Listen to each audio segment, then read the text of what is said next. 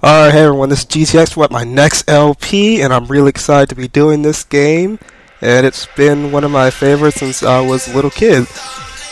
And while this plays out, I want to tell you a few things. I haven't really been doing a very good job of LPing games, because I've started like a few, and I still haven't finished it yet. I'm moving on to another game. Well, I wanted to talk about that. That's mainly because of the things I have to record with right now really isn't doing very well with recording PlayStation 3 games, but it does an okay job at recording GameCube games, so that's why I'm going to start mainly recording GameCube game and Wii games, because they look alright compared to how my PlayStation 3 games look. So, but right now I'm working to save up money to buy POG HD PVR, so be patient and wait until I get that so I can start recording all the games like Lollipop Chainsaw, Sonic Adventure DX, and Final Fantasy 9.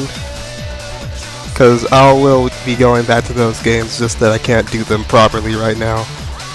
And when I mean by Sonic Adventure DX, I don't have the GameCube version of it anymore, so I have it on PSN, so that's mainly why I can't record that one anymore. So until then, I apologize for that, and I hope that these next couple of games can hold you guys off until then. So, till then, please enjoy these games that I've played, like Sonic Riders. So let us begin!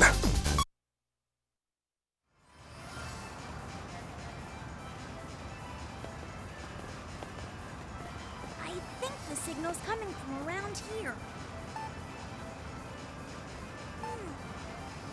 That's really weird. It looks like something's jamming the radar signal. Huh?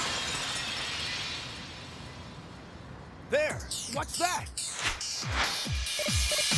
Sonic! The emerald's over there! All right! Now we're talking!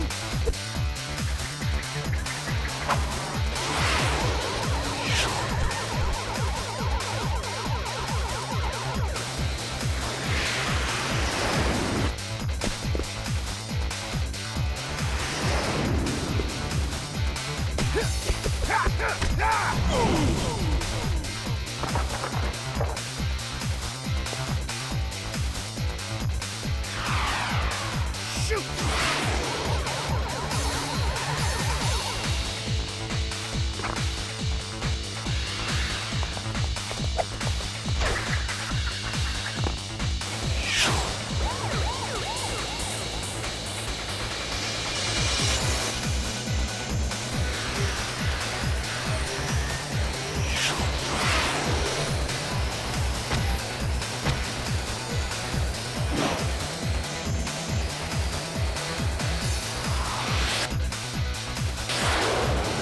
Not bad. What the?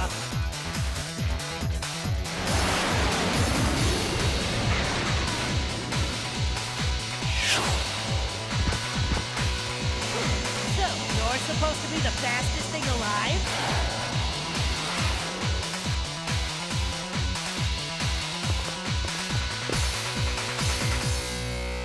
Oh, new competition.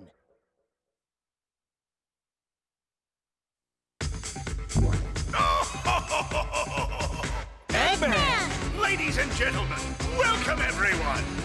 I hope you're all ready for a show. We've got an exciting event just for you! Since you all seem so bored, I've put together a little extra something to spice things up. I call it the X-World Grand Prix, a tournament to see who's the best of the best with extreme gear. Not just a race, but a special race to see who's the fastest. And these races are no holds barred. All contestants pay a simple entry fee of 1 Chaos Emerald, and the winner takes it all. So, let's see who among you dares to meet this challenge.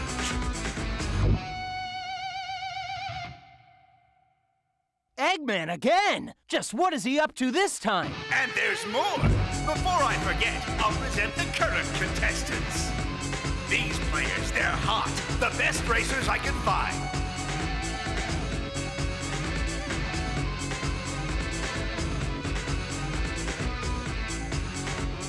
Hey, that's the X World Grand Prix, huh? Let's do this! Alright, so now we have our first objective of the game. Finish within the top 3. Now, how this game works, it's a racing game, if you hadn't figured that out by the title. And we're entering a World Grand Prix. Nothing more I can say than that. How this works is you're on an airboard, and basically what I did right there is do a couple of tricks in order to gain air, which is inside that little blue meter you see over there. And as you boost, you consume air to go faster, and you have a small boost right now, and you see over there in the top left hand corner there was a gauge that said level 1, and after I got 30 rings it went up to level 2 and I leveled up, and after that my little boost gauge or air gauge got higher. So by doing that you get more air so you can go faster and eventually like stay ahead of the pack in the game. And it's 30 rings for level 2 and then 60 for level 3. And after level 3 that's it. Because you see it's all the way at the top right now. And when you do those jumps, sometimes what you want to do is hold down the A button in order to build air, so when you like go off the ramp you go really high so you can do more tricks. And as you can see, as I'm passing all these things that says speed, fly, power, those means like characters have one of 3 types: speed, fly, or power. Up here, where actually just let me wait till I get to a better spot to explain that. Here's the turn system. Hold left or right on the control stick and hold R and do sharp turns. And this little thing right here where you rotate the control stick to go faster, pay attention to that because that can help you, which I will learn the hard way. Alright, so right here, now it says speed. If you're Sonic or a speed character, you can jump on it, hit the A button to jump, and then hit the A button again to grind on the rail. Over there is the flying rings. If you're a flying character, like Tails, you can just go out there and you'll soar in the air for a little bit. Unless you hit those rings, then you'll go further. If you don't, then you'll eventually fall down. And if you're a power character like Knuckles, then those cars will keep passing in the street. Everyone else will hit them and slow down. If you're a power type character like Knuckles, then you'll simply punch them out of your way. And that's basically it. Oh yeah, and there are different types of gears you can buy in the shop later on, but now that we finished within the top 3, let's enjoy this next cutscene.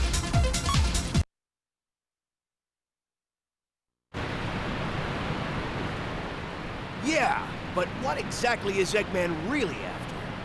Ah, it can't be anything too important. Hey, Sonic! Huh? Amy? Don't tell me you've signed up too! Of course, it really looks exciting and fun. Why wouldn't I join? And besides, this way, I'll be able to keep my eyes on you. Ugh. Tails?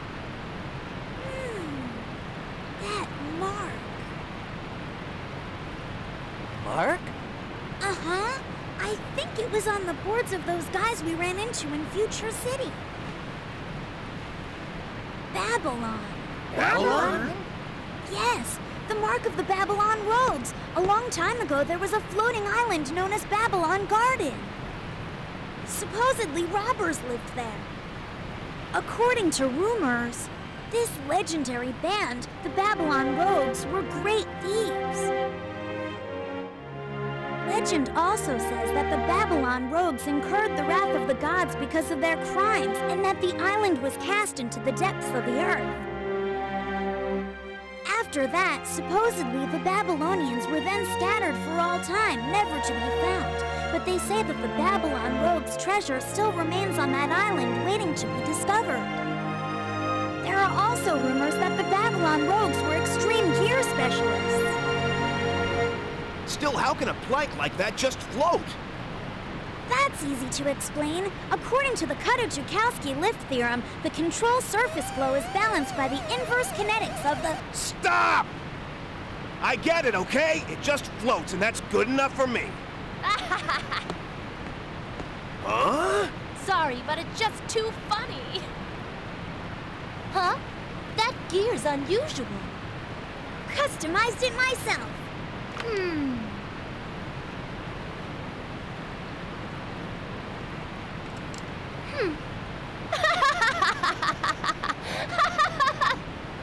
Well, I never imagined anyone would enter the race with such a piece of junk. Thanks, though. It was good for a laugh. See ya, Shorty. Oh, that girl! Who does she think she is? Yeah, how can she just walk in and diss Tails? I know, and tinkering's all he's really good at, too. The next race is about to begin. Please come to the gate, participants.